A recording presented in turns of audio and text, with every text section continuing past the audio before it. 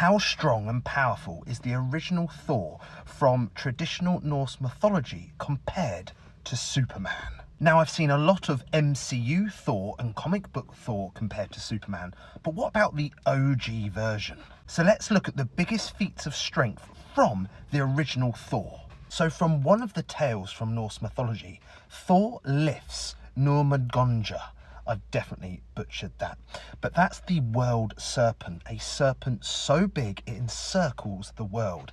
Now, Loki tricks Thor into thinking that the serpent is a cat, and he attempts to lift the cat, and he actually does lift the cat up his paw, but actually he's lifting a large part of the serpent into the air. Now, I did some calculations. Well, I didn't. I used the internet to do it.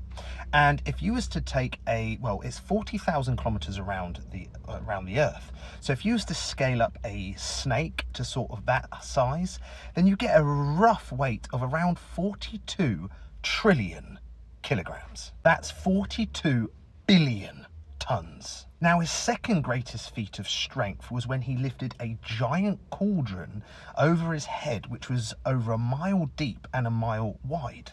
Now, if it was made up of iron, this huge magical cauldron, then it would weigh anywhere, around 236 billion kilograms. So about 236 million tons. So how does that compare to Superman? Well, if you go to one of my favorite comic books of all time, All-Star Superman, you will see he lifts 200 quintillion tons with one hand, and he can do more.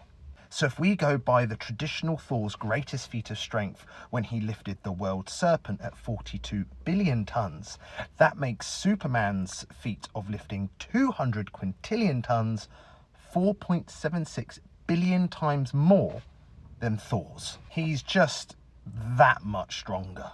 Also, in other Superman comics, he's pulled 20 planets along. He's split the moon in half with his own hands. Superman will always be at number one.